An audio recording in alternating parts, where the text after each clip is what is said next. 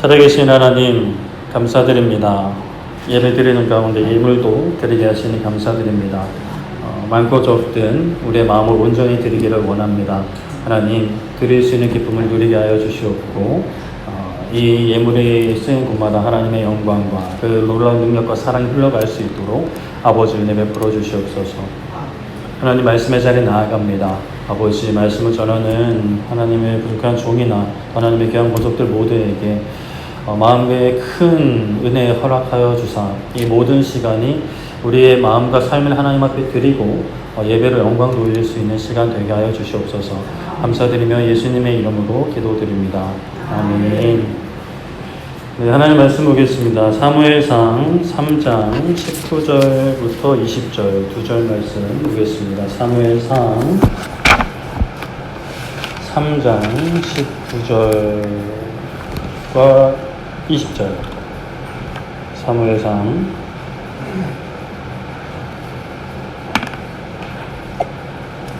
19절과 20절 말씀 우리 길지 않으니 한 목소리로 함께 합독하도록 하겠습니다. 사무엘이 자라매 여호와께서 그와 함께 계셔서 그의 말이 하나도 땅에 떨어지지 않게 하시니 단에서부터 브엘세바까지의 온 이스라엘이 사무엘은 여호와의 선지자로 세우심을 입은 줄을 알았더라. 아멘. 네, 오늘은 떨어지지 않는 말이라는 제목으로 말씀을 나누고자 합니다. 잠깐 저는 눈 좀 마주치고 말씀 나누셨으면 좋겠습니다. 네, 감사합니다. 네. 떨어지지 않는 말. 여러분들은 무시당하는 삶을 살고 싶으세요? 아니면 무시하는 삶을 살고 싶으세요? 둘 다 안 되겠죠. 무시당하는 삶이 아닌, 그렇다고 무시하지도 않는 그런 삶을 살고 싶으시겠죠? 무시당하느니 무시하겠습니다. 뭐 그런 마음이시라면 오늘 말씀을 좀 깊이 마음에 쓰고 들어가셨으면 좋겠습니다. 자, 그렇다면 우리가 이 땅 가운데 무시 안 당하는 삶을 살려면 어떻게 해야 될까요? 어떻게 하는 게 좋을까요? 힘을 길러야 한다라고 세상에서 말할 것 같습니다. 어떤 힘이 있을까요? 뭐 여러 가지 힘이 있죠. 돈의 힘이 있을 수 있고요. 권력의 힘이 있을 수 있고요. 뭐 명예의 힘이 있을 수 있고, 뭐 그것도 다 멀다. 제일 가까운 건 주먹이다 이러면서 이제 주먹의 힘을 키우시는 분들도 계실 것 같습니다. 그러면 아무래도 그런 힘이 있으면 세상에서는 우리의 어떤 삶이든지 특히 우리의 말이든지 누구도 쉽게 무시할 수는 없을 것 같습니다. 그러나 우리가 또 그리스도인이잖아요. 그리스도인으로서 좀 우리의 삶을 사람들이 무시하지 않고 또 우리의 말을, 특히 우리의 말을 좀 세상 가운데 무시당하지 않기 위해서는 우리도 힘이 있어야겠는데 어떤 힘이 있어야 할까? 만약에 주먹의 힘이라면 저도 당장 어떻게 복싱을 배워서라도 그렇게 힘을 기르겠지만 그것이 아니기에 우리가 무엇을 기르어야지 말씀 가운데 살펴보기 원합니다. 우리가 저번 주에는 엘리 제사장의 아들들이 하나님의 제사를 멸시하고 회막 문에서 수종드는 여인들과 동침하였다는 그 사실을 엘리가 듣게 되었다라는 것에서 출발을 했죠. 그래서 엘리가 혼을 내기도 하지만 하나님께서 보시기에는 나보다 너가 아들들을 더 중히 여긴다라고 평가하셨습니다. 좀 보여진 어떤 본문의 상황 속에서는 그래도 엘리가 아들들에게 훈계도 하는 모습을 보이긴 하는데 하나님께서는 중심을 보실 때 그 엘리의 행동들이나 엘리의 마음이 하나님보다 아들들을 더 우선시하는 더 중히 여기는 그런 모습을 마음을 보셨겠죠. 그래서 하나님께서는 엘리에게 선지자도 보내시고 또 사무엘에게 나타나셔서 엘리 집에 내릴 재앙에 대해서 말씀을 하셨습니다. 그런데 이제 이것을 들은 엘리의 반응이 좀 문제였죠. 하나님께서 선하신 대로 하실 것입니다 라고 고백을 하지만 그것이 우리가 어떤 추구해야 될 신앙의 모습, 하나님은 모든 것을 합력하여 선을 이루십니다. 그러므로 우리는 하나님께 순종하겠습니다. 믿음으로 달려갑니다. 이런 게 아니라 그냥 자포자기하는 하나님이 하시는 대로 하시는데 뭐 내가 어쩔 수 있겠냐 뭐 이런 어떤 자포자기 체념의 고백이었다라고 할 수 있겠죠. 그에 비해서 우리가 비교했던 인물 바로 모세. 모세는 자기의 아들들도 아니고 물론 같은 민족이긴 하지만 이스라엘 민족들을 이제 하나님께서 벌하고자 하실 때 하나님 앞에 정말 자신의 목숨을 내어놓고 하나님의 뜻에 반하는 기도를 올립니다. 하나님의 영광과 인자의 광대하심을 붙잡고 용서해달라고 기도를 하시죠. 하나님의 뜻에 반하는 기도지만 사실은 그 이스라엘 백성들을 보살피시고 하나님의 영광을 드러내고자 하시는 하나님의 그 큰 뜻에는 반하지 않는 기도였기 때문에 하나님께서 그의 기도를 들으시고 뜻을 돌이키셔서 이스라엘 백성들을 일단은 용서해 주시고 그 40년 광야 생활을 허락하십니다. 그렇게 우리는 엘리처럼 나 자신이든 우리의 자녀들, 우리의 형제들, 우리의 부모든 우리의 이웃이든 우리의 지체들이든 포기하는 것이 아니라 포기하지 않고 하나님 앞에 기도로 매달려야 한다라고 말씀을 드렸죠. 그렇게 하나님의 영광과 하나님의 인자의 광대하심을 붙잡고 그저 은혜 베풀어 주시기를 생명에 이르는 회개를 허락해 주셔서 하나님의 자녀로 살아갈 수 있기를 우리는 계속해서 기도해야 합니다. 하나님이 언제 응답해 주실까? 하나님이 조금이라도 빨리 응답해 주셨으면 좋겠는데 이게 마음에 때로는 아픔이 되고 또 다른 상처가 될 수도 있지만 그러나 또 합력하여 손을 밀실 하나님을 붙잡음으로 그 상처는 메꾸고 사랑으로 채우고 다시 기도의 자리로 나아갈 수 있는 우리 모두들을 소망하고 축복합니다. 자, 그렇게 사무엘이 하나님의 말씀을 엘리야에게 전하고 엘리는 힘없이 하나님의 말씀을 받아들이고 오늘 본문 바로 그 다음에 이제 그 다음에 오늘 본문이죠. 사무엘에 대한 설명이 이어지는데 3장 19절에 보면 사무엘이 자라매 여호와께서 그와 함께 계셔서 그의 말이 하나도 땅에 떨어지지 않게 하시니라고 말씀을 합니다. 사무엘이 자랍니다. 성전에서 그냥 어떤 문지기 같은 것으로 출발을 했지만 점점 이제 어떤 제사장으로서 또 사사로서의 역할을 감당하게 되는데요. 그런 어떤 과정 가운데 혼자서 아무렇게나 자라는 것이 아니라 하나님께서 함께 계셨다라고 말씀을 하고 있죠. 하나님께서 함께 계시면서 무엇을 하셨느냐? 그의 말이 하나도 땅에 떨어지지 않게 하셨다라고 말씀을 하시죠. 말이 땅에 떨어진다라는 의미가 뭘까요? 말이 땅에 떨어진다는 것은 사람이 내뱉은 말이 아무런 의미 없이 헛되게 사라져버리는 것. 누구의 귀에도 들리지 않고 누구의 마음에도 감동도 주지 않는 어떠한 변화도 주지 않는 그런 좀 허공에 떠도는 그런 말이 바로 땅에 떨어지는 말인 것이죠. 반대로 땅에 떨어지지 않는 말은 그 내뱉은 그 말이 성취되는 것을 의미합니다. 어떤 환경이든 상황이든 그 어떤 사람의 마음이든 그 말이 영향을 끼치는 것, 작든 크든 영향을 끼치는 것이 땅에 떨어지지 않는 거죠. 하나님께서 사무엘의 말이 그렇게 땅에 떨어지지 않게 동행하셨고 하나님께서 사무엘과 함께 하셨다라는 거죠. 그러니 사람들도 볼 수 있는 거예요. 하나님을 눈으로 볼 수는 없지만 사무엘의 말이 전혀 땅에 떨어지지 않은 그 말의 권위가 있는 거죠. 삶의 권위가 있기 때문에 하나님께서 함께 하시는구나라고 사람들도 여기고 그렇게 생각을 했던 것입니다. 이렇게 하나님께서 사무엘의 말이 땅에 떨어지지 않게 하시니 사람들이 하나님을 실제로 볼 수는 없지만 20절에 보면 단에서부터 브엘세바까지 온 이스라엘이 사무엘은 여호와의 선지자로 세우심을 입은 줄을 알았더라라고 말씀을 하죠. 단에서부터 브엘세바란 북쪽 끝에서 남쪽 끝까지라는 의미입니다. 우리나라로 따지면 한라에서 백두까지, 백두에서 한라까지라는 의미인 거죠. 그러니까 모든 사람들이 사무엘을 이제 존귀하게 여겼다라는 거죠. 제사장의 역할을 사무엘이 감당했지만 또 선지자의 역할도 감당한다라는 것을 알게 되었다. 하나님의 말씀을 대언하고 하나님의 뜻을 전하는 어떤 그런 선지자의 역할을 하는 것을 백성들이 알게 되었다. 무엇 때문에? 그의 말이 땅에 떨어지지 않았기 때문이에요. 신명기 18장에는 앞으로 세우실 선지자에 대한 말씀이 등장하는데요. 그 중에 보면은 18장 22절에 만일 선지자가 있어 여호와의 이름으로 말한 일에 증언도 없고 성취함도 없으면 이는 여호와께서 말씀하신 것이 아니요 그 선지자가 지 마음대로 한 날이니 너는 그를 두려워하지 말지니라 라고 말씀을 합니다. 그러니까 앞으로 오실 어떤 예수님에 대해서 말씀하는 것이기도 하지만 앞으로 있을 계속 선지자로서의 어떤 그 정체성에 대해서도 말씀하시는 부분이죠. 사무엘도 그러했지만 하는 말이 땅에 떨어지지 않는 사람들이 진짜 하나님의 선지자다라는 것입니다. 이는 당연한 말인 거죠. 그러니까 땅에 떨어지는 이들이 있으면 그 사람은 아무리 하나님의 이름이라고 좋은 말을 해대도 지멋대로 말하는 거니까 하나님의 사람이 아니다. 두려워할 필요 없다라는 것입니다. 자, 세상 속에서 여러분의 말들, 또 우리의 말들은 어떤 대우를 받고 계신 것 같으세요? 가정에서, 직장에서, 또는 이웃 간의 가운데 뭔 말만 하면 땅에 떨어지세요. 아니면 사람들이 그래도 좀, 그래, 당신 말은 믿을만 합니다. 뭐 듣겠습니다. 라는 어떤 그런 대우를 받으세요. 하나님께서 동행하시니 우리의 말이 떨어지지 않기를 바랍니다. 자, 그런데 하나님께서 동행하시고 하나님께서 우리와 함께 하셔서 우리의 말이 땅에 떨어지지 않는다면, 자, 그러면 우리가 그런 말을 갖추기 위해서, 그런 말을 하기 위해서 어떠한 것이 필요할까? 어떻게 해야 될까? 하나님께서 동행하시도록 우리가 어떻게 할 수 있을까? 자, 신약에 와서 우리가 예수님의 모습을 좀 살펴보고자 하는데요.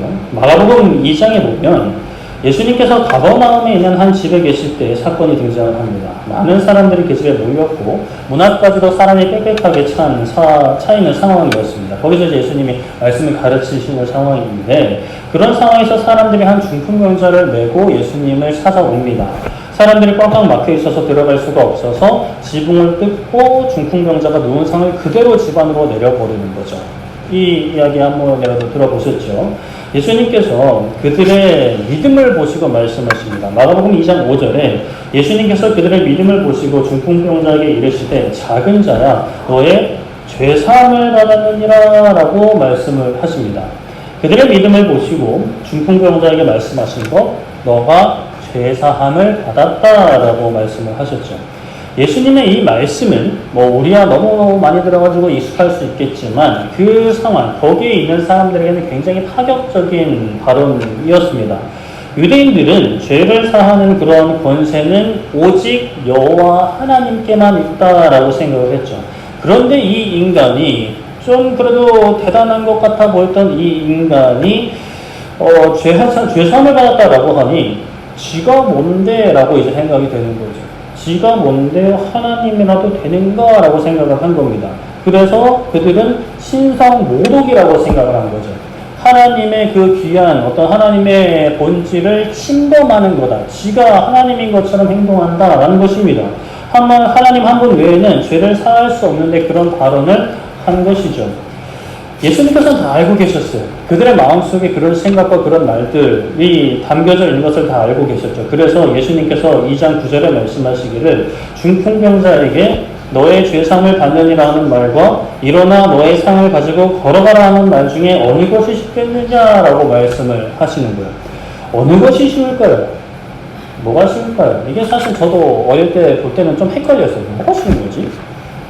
죄상을 받았다는 말과 상을 가지고 걸어가라는 말 중에 쉬운 게 뭘까?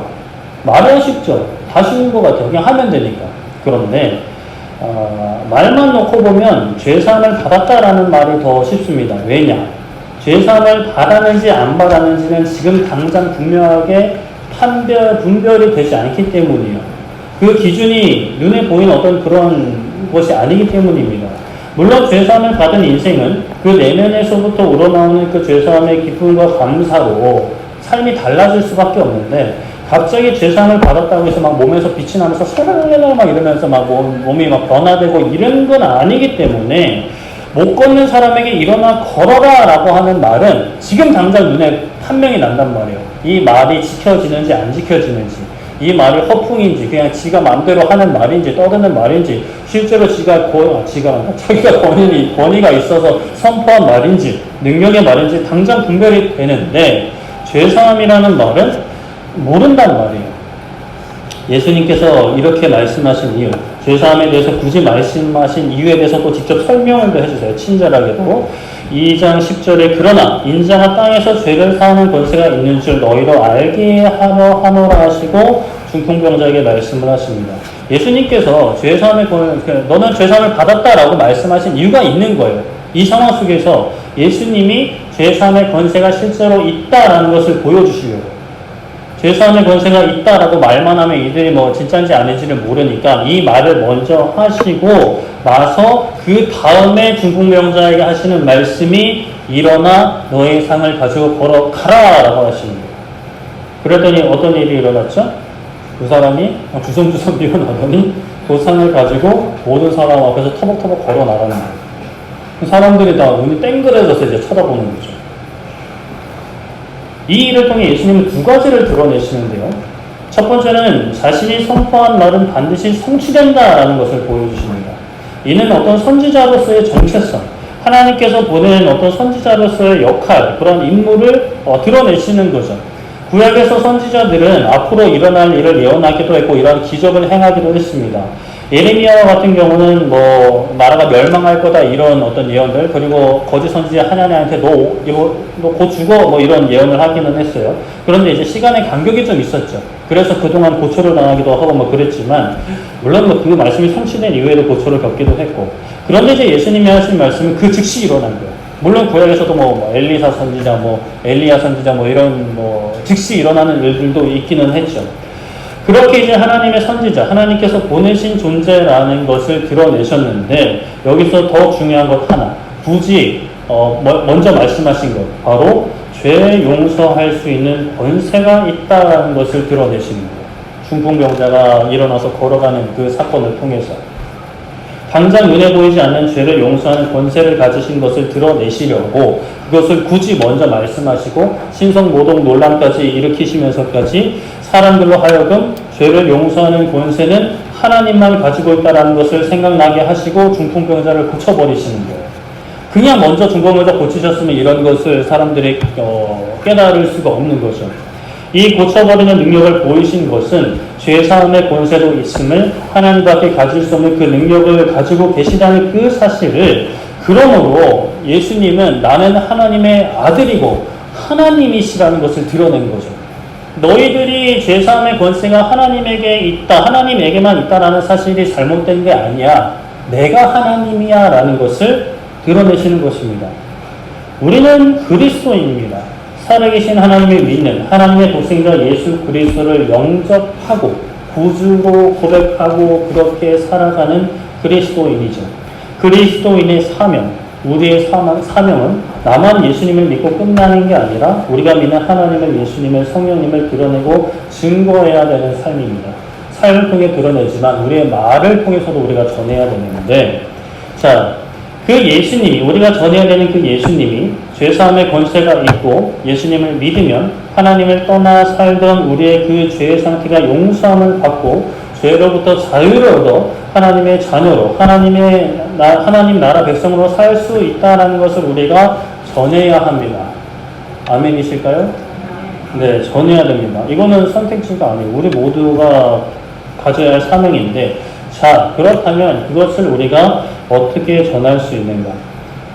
이것이 진실이라는 사실, 우리의 말이 거짓이 아니고 이 예수님에 대한 이 이야기가 땅에 떨어지지 않고 사람들에게 전해지기 위해서, 이것이 헛된 것이 아니라는 사실을 전하기 위해서 우리는 어떻게 해야 하는가? 그래서 우리는 예수님도 그렇게 하셨던 것처럼 병자를 고치는 능력, 귀신을 쫓아내게 하는 능력, 또 오늘날에는 뭐 돈을 많이 벌게 하는 능력, 이 세상에서 평탄하게 사는 능력을 가져야만 하는가? 물론 그것을 구할 수도 있죠. 그것을 통해서 우리가 전할 수 있는데, 우리가 많은 그리스도인들이 그런 것 같아요. 어떤 부와 명예와 어떤 건강과 이런 것들을 구할 때, 물론 나의 어떤 편하고자 하는, 안락하고자 하는, 안전하고자 하는 그런 마음도 있지만, 실상 그리스도인들의 마음에는 그런 것을 통해서 진짜 하나님을 드러내고 하나님을 위해 선한 일을 하고 싶은 마음이 있으신 것 같아요. 그것이 거짓인 것 같지는 않습니다. 제가 뭐 우리 성도님들과 이야기를 하고 뭐 다른 교회든지 뭐 그렇게 이야기하는 것을 듣고 보면 그게 거짓은 아니에요. 하나님께서 주신 복으로 조금이라도 더 많이 하나님을 드러내고자 하는 마음이 다 있으시단 말이에요. 물론 그거 너무나 좋은 마음이고 하나님 앞에 그 마음을 붙잡고 기도해야겠지만, 그러나 모든 그리스도인들에게 그런 능력을 주시지 않는다라는 게 또 우리가 어떤 딜레마라고 하면 딜레마고, 또 시험거리가 되면 시험거리가 될 수 있는데, 왜 안 주시는가? 분명 우리가, 물론 우리도 조금 누리고자 하는 마음이 다 조금씩은 있을 수 있겠지만, 그래도 먼저 하나님의 나라를 위해 사용하고자 하는데 왜 주시지 않는가? 주시면 분명 조금이라도 하나님의 나라를 위해서, 나도 좀 챙기더라도 하나님의 나라를 위해 흘려보낼 텐데, 아주 조금이라도 흘려보낼 텐데, 그래도 그게 하나님 나라를 위한 유익이 아닌가? 라고 생각을 할 수 있을 것 같은데, 다시 중풍병자를 고치신 그 사건을 우리가 돌아가서 예수님께서 죄를 사하신다고 말씀을 하시고 중풍병자에게 일어나 걸어가라고 하신 그 사건에서 말하는 것이 일어나 걸어가라라고 한 말이 어려웠다면 실제로 행하는 측면을 볼 때 더 어려운 게 뭘까요? 실제로 행하는 죄를 사하는 게 어려울까요? 중풍병자를 걷게 하는 게 어려울까요? 둘 다 어렵죠. 둘 다 어려운데 그 유대인들이 바로 믿고 있었던 것처럼 좀 더 어렵다라고 표현하는 게 좀 안 맞을 수도 있어요. 좀 더 우리에게 불가능한 것, 바로 죄사함의 능력인 겁니다. 일어나 걷게 하는 것은 이 세상에서도 맛을 부리는 사람들이 할 수 있어요. 그리고 오늘날에는 의사도 할 수 있겠죠. 과거에 구약에 있는 선지자들도 그런 기적을 행했어요. 죽었던 사람을 살리기도 했습니다. 그러나 그런 구약의 선지자들도 죄사함의 권세까지는 없었어요. 누구 하나 너의 죄를 사하노라. 엘리사가 나아만 장군이 우상을 섬기는 것으로 이제 허락하고 갈 때도 죄를 사해준다라고 표현을 하지 않습니다. 그냥 평안히 가라. 하나님께서 그냥 보살펴 주실 거다라는 어떤 그런 뉘앙스로 평안히 가라라고 하는 것이지 엘리사가 직접 죄를 사한다거나 그러진 않았거든요. 그런데 모세도 마찬가지로 하나님께 이 사람들의 죄를 용서해달라고 기도했을 뿐 스스로 죄를 용서할 수 없었습니다. 그런데 예수님은 죄사함의 권세를 가지고 계셨다는 거죠. 중풍병자를 낫게 하신 것도 죄사함의 권세가 있음을 드러내시는 과정. 그러면 중풍병자를 낫게 하는 능력이 더 높은 것인가? 죄를 사하는 권세가 더 높은 것인가? 당연히 죄를 사하는 권세가 더 높은 것이니 우리가 만약 죄를 사하는 권세가 있다면 우리의 말이 땅에 떨어지지 않을 수 있는 거죠. 우리가 이 땅에서 어떤 권세를 입었나고 생각을 해볼 때 중풍병에 걸리지 않았고 걸려서도 낫지 않고 경제적 문제가 해결되지 않고 육신의 질병의 문제가 해결되지 않고 인간관계의 문제가 해결되지 않아도 우리는 한 가지 해결된 게 있어요. 모든 그리스도인들에게 해결된 거 바로 죄의 문제가 해결된 것입니다. 예수님을 믿으면 죄의 문제가 해결됩니다. 믿으십니까? 모르겠는데요. 그럼 안 되는데. 죄는 이미 여러 번 말씀드린 것처럼 이 땅에서 도덕적이지 않게 살거나 어떤 법을 어기는 것이 아니라 하나님을 모르고 하나님을 알아도 내 마음대로 사는 것, 세상에 이끌려 사는 것, 다른 것을 나의 주인 삼는 것이 다 죄입니다. 그래서 아무리 내가 많은 돈으로 어려운 사람을 도와도 그 중심에 내가 있고 세상에 다른 도덕의 기준 가치가 있으면 그것은 하나님 보시기에 악한 마음입니다. 선한 일이기는 하지만 그 마음에 악한 마음이 있으니 아무리 선한 일을 해도 그 사람에게는 혜택이 영원한 하나님 나라에 대한 혜택이 없게 되는 거죠. 그러한 죄의 문제를 예수님께서 해결해 주신 거예요. 해결해 주셔서 우리가 하나님의 자녀가 되었고 하나님께 나아갈 수 있는 권세를 얻었습니다. 이 놀라운 죄사함의 권세를 우리가 이미 누리고 있고 앞으로도 누리게 될 것이죠. 그렇다면 이것을 어떻게 전할 수 있을까? 우리가 누린 이 혜택, 이 예수님의 놀라운 죄사함의 권세를 우리가 입었다는 것을 어떻게 전할 수 있을까? 어떻게 드러낼 수 있을까? 돈을 많이 벌고 세상에 인기를 얻고 또 귀신을 쫓아내고 병을 고치는 능력을 통해서 물론 그것을 통해서도 전할 수 있겠죠. 그러나 그것보다 더 하이 퀄리티, 더 확실한 것, 더 날 것으로, 더 생생하게 전할 수 있는 것. 마태복음 18장 22절에 예수님께서 이르시되 너에게 이르노니 7번뿐 아니라 7번을 70번까지도 할지니라 라고 말씀을 합니다. 이 뭘 해야 되는 거예요? 뭘 하는 거예요? 용서하는 것이죠. 예수님께서 이 말씀을 하시고 10,000달란트 탕감받은 자 이야기를 하십니다. 한 번쯤은 들어보셨죠? 10,000달란트 탕감받은 자는 100데나리온 빚진 사람의 빚을 탕감해 주는 것이 당연하다는 의미의 이야기를 하십니다. 우리가 믿는 예수님이 죄사함의 권세가 있으시고 우리가 그 권세 혜택을 받았다는 것, 그 예수님이 실제로 살아계시고 나의 주님이 되어주셨다는 사실을 우리가 세상 가운데 어떻게 보여줄 수 있는가? 말을 전하는데 그 말이 어떻게 땅에 떨어지지 않고 그 사람 마음에, 그 사람 머릿속에 박힐 수 있을까? 하나님이 함께 하시면 됩니다 라고 하지만 하나님이 함께 하시면 되고 하나님이 역사하시면 되겠지만 그것도 그렇지만 우리의 삶이 어떠해야 하는가? 내가 나에게 잘못한 사람을 용서해 주는 것입니다.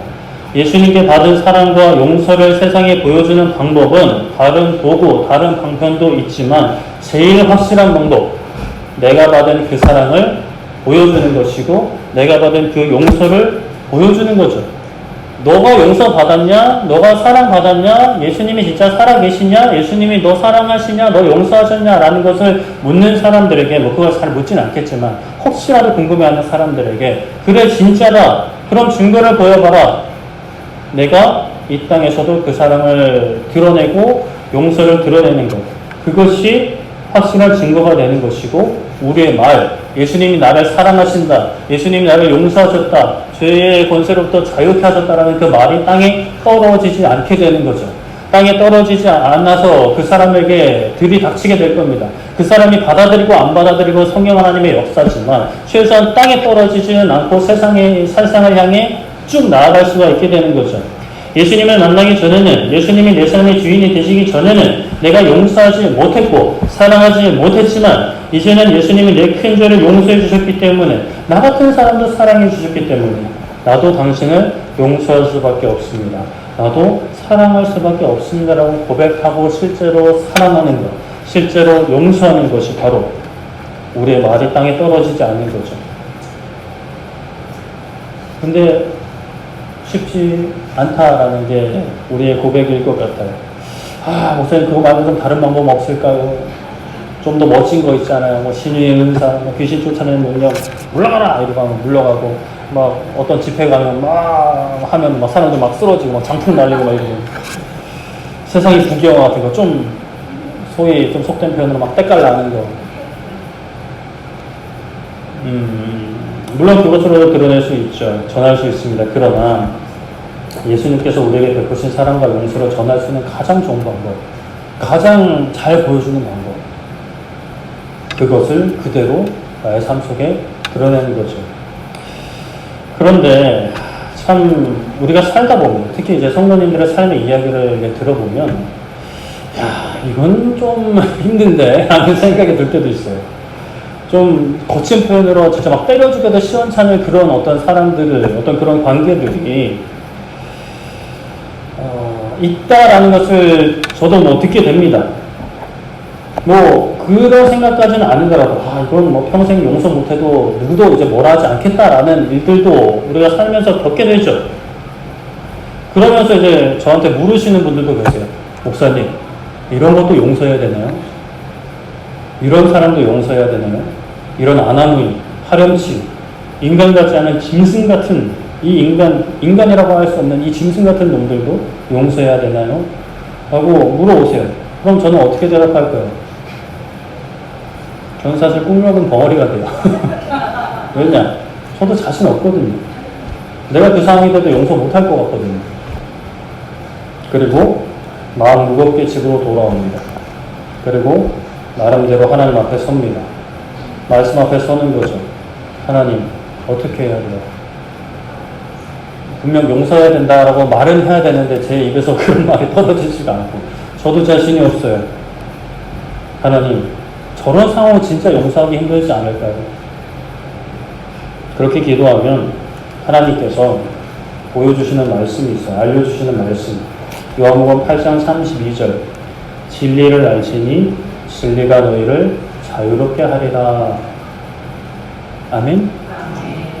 진리가 뭐예요? 진리가 뭐예요? 진리는 예수님이십니다. 예수님께서 걸어가신 그 길이 진리인 거예요. 예수님께서 무슨 길을 걸어가셨어요? 이사야 53장 6절에 우리는 다 양 같아서 그를 행하여 각기 제 길로 갔구나. 여호와께서는 우리 모두의 죄악을 그에게 담당시키셨도다 라고 말씀을 합니다. 우리의 죄악을 담당하시려 순종의 길을 걸어가셨어요. 우리의 죄, 만달란트와 같은 죄를 용서하시려 걸어가신 그 길이 진리인 거죠. 만달란트 탕감 받은 자는 100데나리온 정도는 그 만달란트를 오늘날 돈으로 한 사람 한 2조 정도 뭐 된다 그래요. 근데 그것도 사실 확신치 않고 뭐 더 많을 수도 있죠. 2조, 20조. 탕감 받은 사람은 그 100데나리온 한 1000만 원, 2000만 원 정도 되는 돈인데 용서해 줘야 되는 거죠. 물론 1,000만 원, 2,000만 원도 작은 돈이 아닙니다. 누구에게는 뭐 작을 수도 있겠지만 작지 않죠. 큽니다. 그러나 우리 잘하는 거 비교 잘하잖아요. 다른 사람들과 비교하고 뭐 옆집 아들이랑도 비교하고 딸이랑도 비교하잖아요. 우리가 받은 용서가 2조 정도라는 거예요. 그러면 2조, 20조, 40조, 2,000만 원, 네, 뭐 이런 거. 아무것도 아니잖아요. 그런데 뭐 이런 분들 계실 것 같아요. 저는 뭐 10,000달란트 같은 죄를 지은 적이 없어서 탕감받았다는데 잘 모르겠습니다. 뭐 탕감받았다고 할 수 없습니다. 그런 분들이 계실 수 있는데 그거는 하나님과의 우리의 관계를 잘 몰라서 하시는 말씀입니다. 사람과 사람 사이에 지은 죄와 사람이 하나님께 지은 죄는 그 무게의 양이나 질적인 농도가 같을 수가 없어요. 아무리 이 땅에서 착하게 살았다 하더라도 하나님을 외면하고 하나님을 반하여서 내 맘대로 살아간 거, 내가 왕이 된 거예요. 내가 주인이 된 거예요. 왕정 국가에서 왕을 내쫓고 왕 멱살 잡고 끌어내려서 내가 왕자에 앉은 것과 다르지 않은 거예요. 아무리 착하게 살았다고 하더라도 그러한 탕감받을 수 없는 죄에서 우리가 탕감받은 거예요. 용서받은 거예요. 자유를 얻은 겁니다. 그 자유는 우리가 이제 하나님도 아시듯이 우리는 연약한 인간이니까 이 정도의 죄는 뭐 용서하시지 않아도 괜찮아. 평생 안 보면 괜찮아라는 자유가 아닙니다.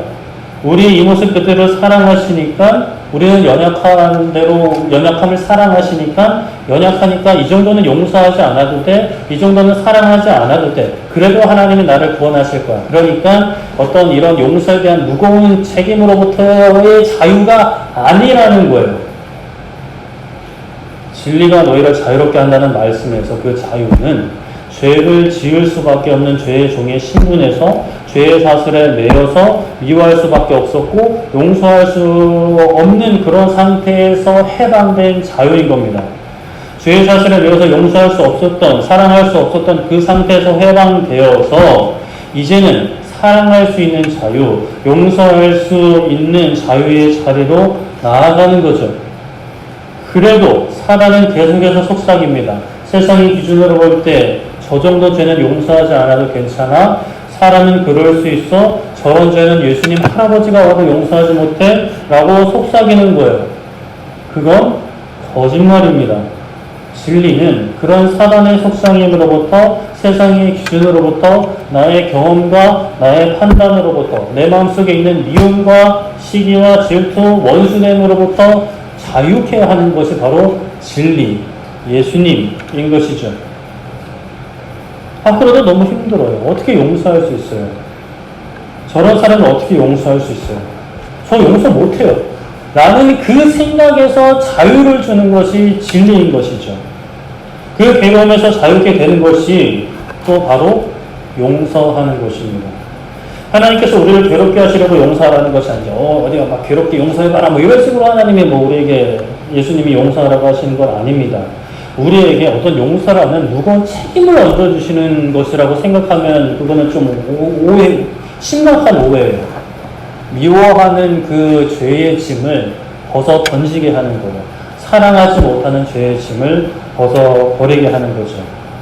자유를 누리는 자들, 그 죄에서 자유를 누리는 그 자들이 누리는 기쁨을 누리게 하시려는 거죠. 우리가 지난 금요일 저녁에도 살펴본 말씀, 그 포도나무 비유에서 우리에게 이제 예수님 말씀하시죠. 나의 안에 거하라.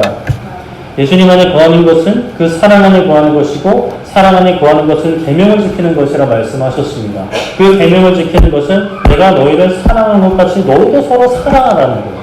죽기까지 사랑하라는 거예요. 무엇을 죽여야 될까요? 죄에 놓여있던 그 신분을 죽이는 거죠. 미워할 수밖에 없었던 나의 과거를 죽이는 것입니다. 사랑할 수 없었던 그 세상에 매여있던 세상의 가치관, 이 정도는 용서하지 않아도 돼? 이 정도는 사랑하지 않아도 돼? 라는 그 가치관을 죽이는 거죠. 예수님이 용서하신 것처럼 용서하고 용서할 테니까 다시는 보지 말자라고 하는 것이 아니라 그 사랑은 요한복음 15장 11절에 내가 이것을 너에게 이르면 내 기쁨이 너희 안에 있어 너희 기쁨을 충만하게 하려는 함이라 말씀합니다. 여러분은 이 인생에서 가장 기쁜 순간이 언제셨어요? 건재셨어요. 나 자신도 용서할 수 없는 나 자신을 용서하신 하나님을 만난 날, 정말 미워하고 미워해서 괴로움 가운데 살아갈 때 그 괴로움으로부터 자유함을 얻은 날, 나 같은 사람을 사용하셔서 죄사함의 권세가 있으신 예수님의 살아계심을 세상 가운데 드러낸 날, 그 날의 기쁨이 우리의 삶에 있기를 앞으로도 계속되기를 축복합니다. 내 원수된 그 사람이 죽어야 내가 괴로움에서 해방되는 게 아니라, 내가 이에는 이, 눈에는 눈으로 복수를 해야 내가 해방되는 게 아니라, 예수님을 만나고 예수님 안에서 죄 용서를 받고 어떤 미워하는 마음, 원수된 마음에서 내가 해방된 거야. 그래서 그 사람이 이 땅 가운데 죄를 받고 안 받고 죄에 대한 책임을 받고 안 받고는 사실 별개 문제예요. 죄에 대한 책임은 하나님이 알아서 하실 거예요. 하나님이 이 땅에서 뭐 벌을 받든 안 받든 사실 그것도 중요한 게 아닙니다. 설령 그 사람이 어떤 큰 죄를 지어서 무죄로 풀려나서 떵떵거리며 살아도 나와는 상관없는 문제인 거예요.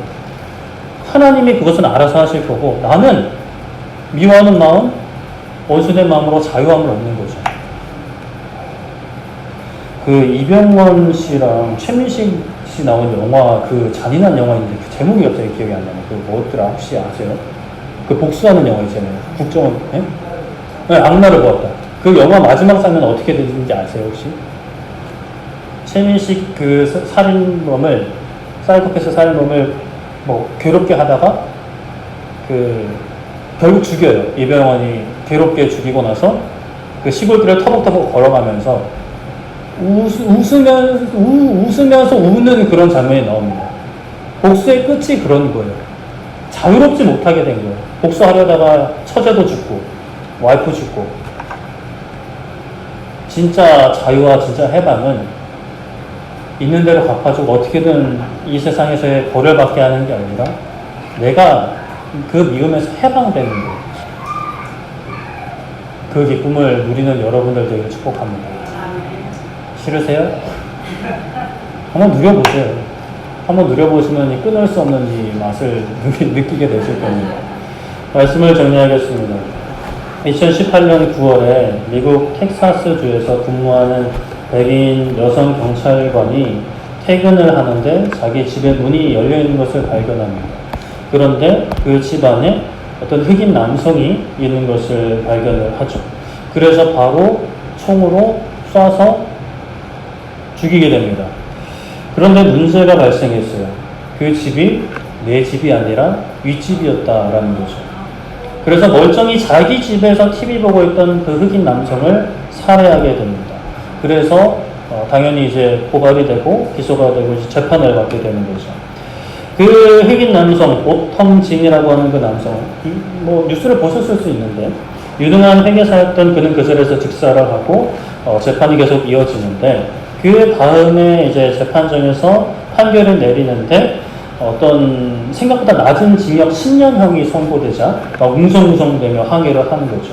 또 그녀는 백인 여성이었고 또 죽은 사람은 흑인 남성이었고 또 그녀의 핸드폰에서 어떤 인종차별적인 메시지들이 다수 발견되어서 이제 뭐 이 사람이 만약에 흑인이 아니었고 백인이었다면 죽였겠는가, 어떤 이런 여러 사회적인 분위기. 그래서 이제 흑인 사회는 난리가 났죠. 그런데 그렇게 이제 판결이 선고가 되고 나서 그 죽은 남성의 동생 브렌트 진이 발언권을 얻어서 발언을 합니다. 좀 번역된 거라서 뜻이 좀 모호할 수 있는데 제가 한번 읽어드릴게요. 나는 그 백인 여성한테 이야기하는 거죠. 나는 당신이 우리 가족에게서 얼마나 많은 것을 빼앗아갔는지 여러 번 말하고 싶지 않습니다. 분명 당신도 그것을 잘 알고 있을 겁니다. 하지만 나는 당신이 진심으로 뉘우치고 사과한다면 당신을 용서하기 원합니다. 아마 당신이 진심으로 뉘우친다면 하나님께서도 당신을 용서하실 겁니다. 나는 당신의 인생이 망가지기를 원하지 않습니다. 한 인간으로서 당신을 사랑합니다. 당신에게 나쁜 일이 일어나지 않기를 바랍니다. 남은 인생을 그리스도께 헌신해 주기를 바랍니다. 라고 이야기를 하고 판사에게 동의를 얻고 그녀를 안아줍니다. 뭐 뉴스를 통해서 보신 분들도 있을지 모르겠습니다. 그리스도인의 힘, 그리스도인의 말, 우리의 말이 땅에 떨어지지 않는 그 힘은 어디서 나올까요? 교회 건물의 높이와 천장의 높이, 그리스도인들의 사회 속에서 성공하는 성공신화, 또 모든 질병에서 정말 의사들도 포기한 그 질병에서 나음을 얻는 그러한 기적. 물론 그것 또한 하나님께서 역사하시는 것이고 하나님께서 은혜를 베풀어 주시고 우리에게 내려주신 복이죠. 그것을 통해서도 하나님의 놀라운 능력과 내가 받은 사랑과 그 은혜를 고백할 수 있고 전할 수 있습니다. 그것이 또 우리의 말이 땅에 떨어지지 않게 할 수 있죠. 그러나 그것보다 더 어떤 본질적인 것, 더 나의 것, 더 생생한 것, 우리가 받은 용서와 그 사랑을 그냥 그대로 세상을 향해 보여주는 거죠. 용서할 수 없는 사람이라고 세상은 외치는 그 사람을 내가 용서하는 것. 용서하고 보지 말자가 아니라 용서하고 사랑하는 것.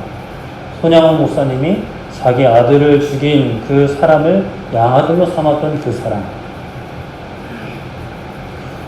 어떤 특별한 사람들만 하는 사랑이 아니기를 바랍니다. 예수님이 내 안에 계시기 때문에, 내가 예수님 안에 있기 때문에 그렇게 할 수밖에 없는 거예요.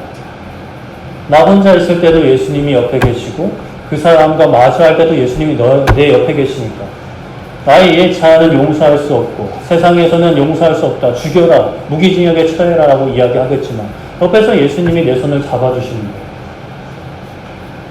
예수님이 많은 것 요구하지 않으세요. 그냥 내가 했던 그 정도, 다 못하겠지만 흉내라도 내보라고. 그럼 내가 도와주겠다. 너는 이미 자유케 됐다고. 이미 쇠사슬에서 풀린 거예요. 자유케 된 거예요. 죄의 지배로부터, 세상의 그 기준으로부터 우리가 자유함을 얻었어요. 그런데 그 쇠사슬에 묶여있던 그 자리에 계속 머물러 있는 거예요. 나는 할 수 없어. 나는 용서할 수 없어. 나는 사랑할 수 없어.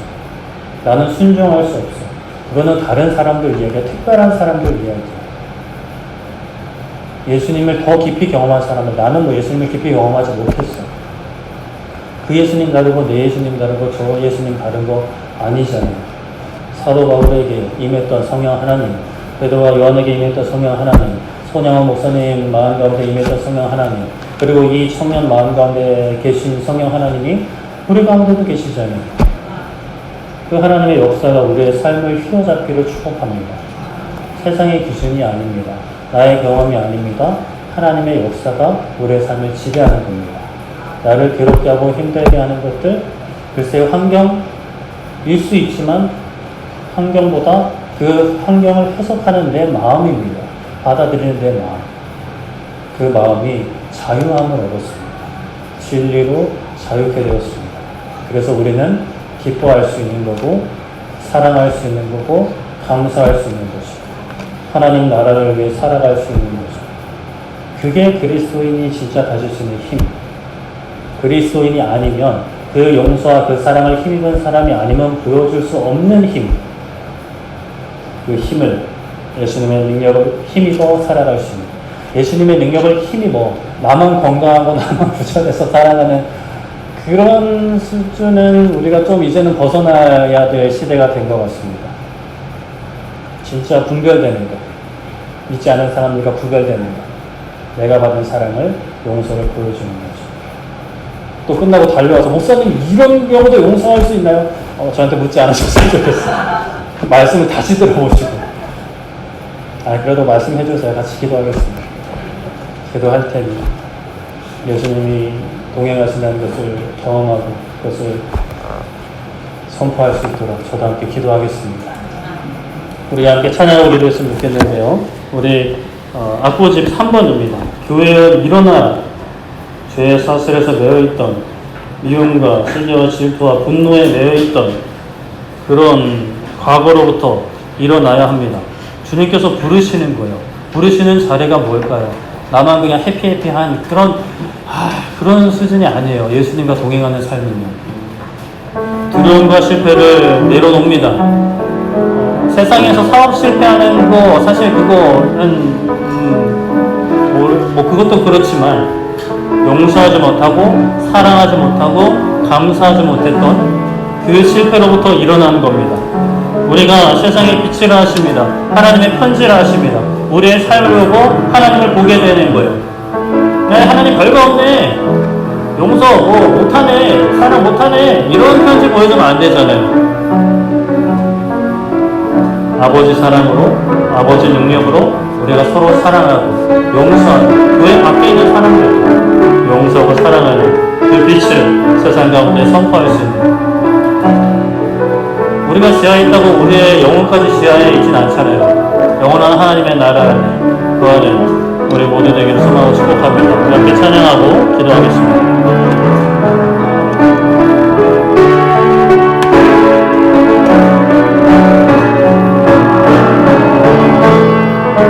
교회여 일어나라, 교회여 일어나라,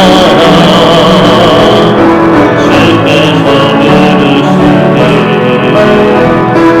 뜨거운 것을 내려놓고 교회여 일어나라, 교회여 일어나라, 주께서 보내시니, 주께서 보내시니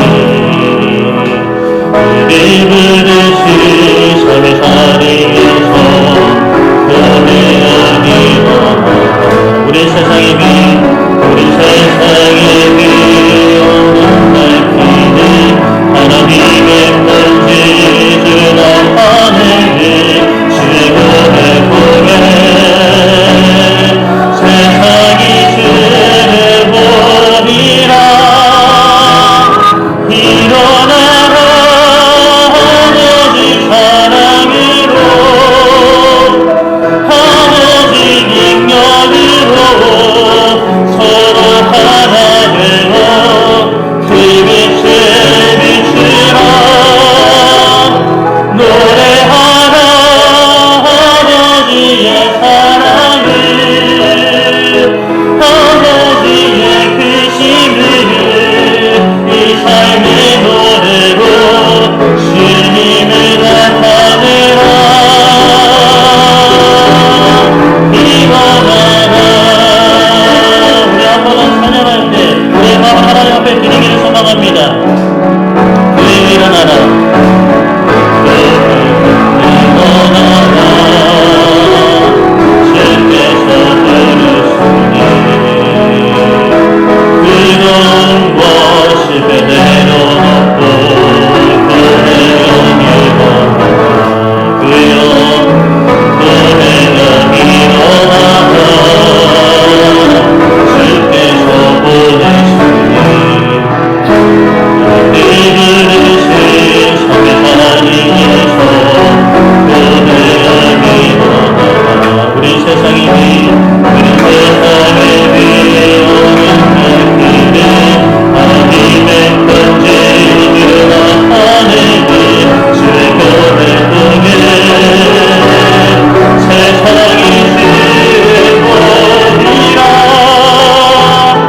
일어나라 아버지 사랑으로, 아버지 능력으로 서로 하나 되어 그 빛을 비추라.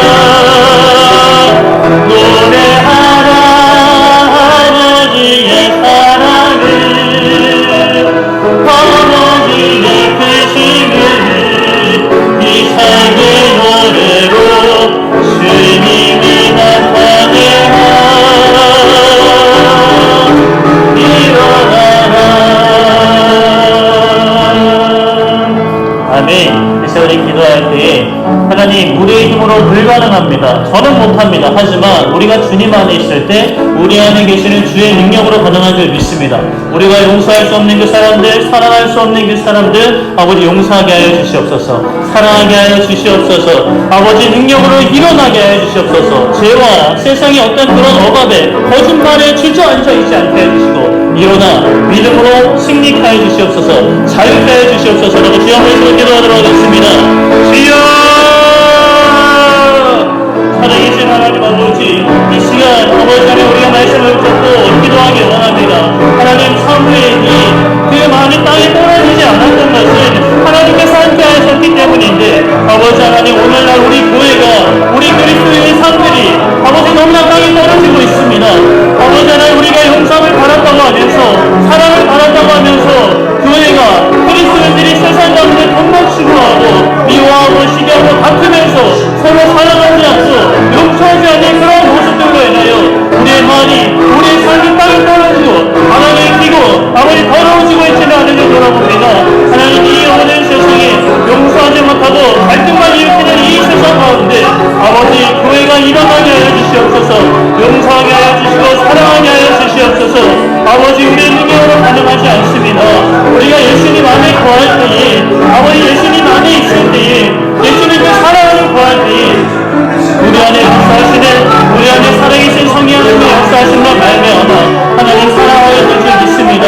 하나님, 세상의 기준으로 사랑할 수 없고 나의 과거의 기준으로 용서할 수 없었던 그 사람들, 아니면 나 자신, 우리의 가족들, 우리의 이웃들, 아버지 하나님 정치권에 있는 모든 사람들, 아버지 하나님 온 세계에 알고 있는 모든 사람들 용서하게 하여 주시옵소서. 미워하지 않게 하여 주시옵소서. 사랑하게 하여 주시옵소서.